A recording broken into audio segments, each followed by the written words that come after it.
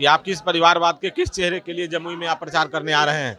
जिस व्यक्ति ने न पार्टी को 1 मिनट दिया है, न पार्टी के अंदर कोई समय दिया है, वैसे व्यक्ति को चिराग पासवान जी वहां का उम्मीदवार बनाए हैं। वैशाली से बीना देवी को जिस तरीके से उम्मीदवार बनाया गया, वो कहीं से भी उचित नहीं था। जिन लोगों ने संघर्ष में अपना बहुत बड़ा योगदान पार्टी के लिए दिया था, वैसे किसी भी साथी को पार्टी ने टिकट नहीं दिया। नमस्कार, आप देख रहे हैं DTW 24 न्यूज और मैं हूं आपके साथ दिव्या पटेल। RLJP की तरफ से यहां पर प्रेस वार्ता रखा गया था और अब इसी दौरान उनके पार्टी से तमाम नेता लोग सभी लोग इस्तीफा दिए हैं। अचानक आखिर क्यों इस्तीफा इन्होंने दिया है, अभय कुशवाहा से जानने की कोशिश करते हैं।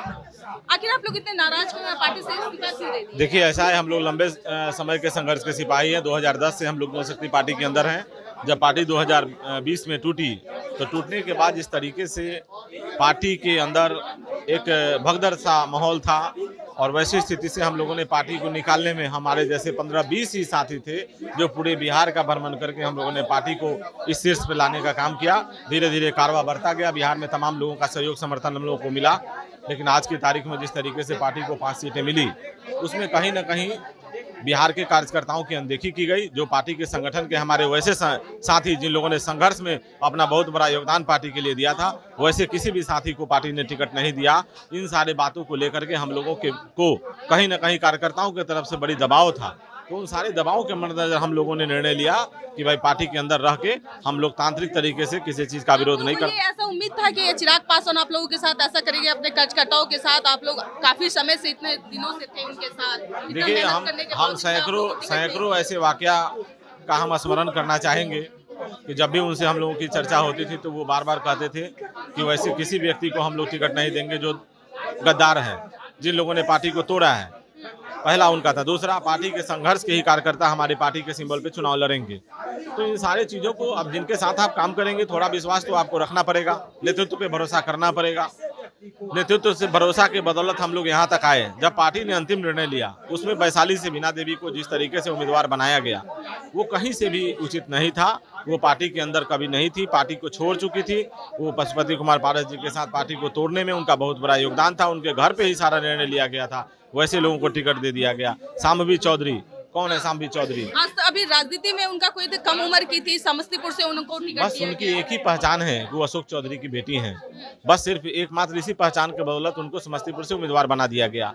तो इस बात को लेकर पार्टी के अंदर काफी नाराजगी है। अगर दलित में बात करेंगे, तो हमारे पार्टी के अंदर संघर्ष के कई ऐसे साथी थे जिनको पार्टी वहां उम्मीदवार बना सकती थी।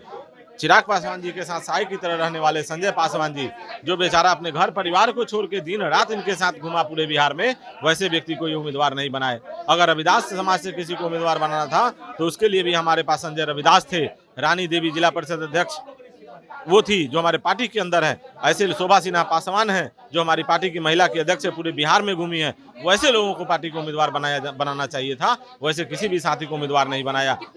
कितना असर पड़ेगा? ये लोकसभा चुनाव है, कल प्रधानमंत्री नरेंद्र मोदी आ रहे हैं, जमुई में पधार रहे हैं, वो भी सिर्फ चिराग पासवान के कहने पे वो आ रहे हैं। क्या असर पड़ेगा? आप लोग अचानक इस्तीफा भी दे दिए। अब देखिए, यही तो कहना है। प्रधानमंत्री जी एक बात कहते हैं, परिवारवाद की चर्चा होती है। जिस परिवारवाद पे प्रहार करते हैं लोग आरजेडी पे, हम तो पूछना चाहते हैं प्रधानमंत्री जी से भी कि आप किस परिवारवाद के किस चेहरे के लिए जमुई में आप प्रचार करने आ रहे हैं। जिस व्यक्ति ने न पार्टी को 1 मिनट दिया है, न पार्टी के अंदर कोई समय दिया है, वैसे व्यक्ति को चिराग पासवान जी वहां का उम्मीदवार बनाए हैं। तो आप परिवारवाद की पूरी पराकाष्ठा कैसे तैयार होती है और परिवारवाद का पूरा संकलन क्या है, कृपया उनको बताना चाहिए बिहार में आकर। आप लोग मुख्यमंत्री भी बनाने के लिए सोचे थे चिराग पासवान को? निश्चित रूप से जिस तरीके का जनसैलाब उनके लिए उमड़ता था, बिहार के तमाम कार्यकर्ता उनको मुख्यमंत्री के रूप में देखते थे। पार्टी के अंदर एक बहुत अच्छा उत्साह था, पार्टी के तमाम कार्यकर्ता लगे थे। लोगों को ऐसी उम्मीद थी कि पार्टी के अंदर के तमाम वैसे कार्यकर्ताओं में से किसी कार्यकर्ता को पार्टी टिकट देगी, और आने वाले चुनाव में जब वो उम्मीदवार बन के जाएंगे, सांसद बनेंगे, तो पार्टी को मजबूत करने में अपनी बड़ी भूमिका अदा करेंगे। लेकिन ऐसे लोगों को उम्मीदवार बनाया गया जिन लोगों के पार्टी में अगर वो चुनाव जीतते भी हैं, वैसी स्थिति में भी वो पार्टी के लिए एसेट नहीं होंगे, वो सब लायबिलिटी होंगे। ये आज ही मैं आपको बता देता हूँ।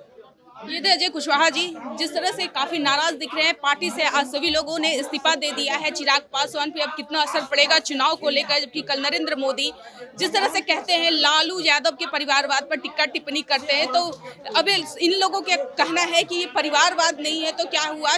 चिराग पासवान जिस तरीके से अपनी बहनोई को दे दिए हैं जमुई से टिकट, समस्तीपुर से संभवी चौधरी को दे, किस हक से संभवी चौधरी को टिकट मिला है? सिर्फ इस नाम से कि अशोक चौधरी की बेटी है, अपना तो कोई अस्तित्व है नहीं अभी, क्योंकि बहुत कम उम्र की है। अब आगे की रणनीति क्या होती है इन लोगों की, अब तो देखना यही है। फिलहाल मेरी खबर में इतना ही। आप लोग देख रहे थे DTW 24 न्यूज़। धन्यवाद।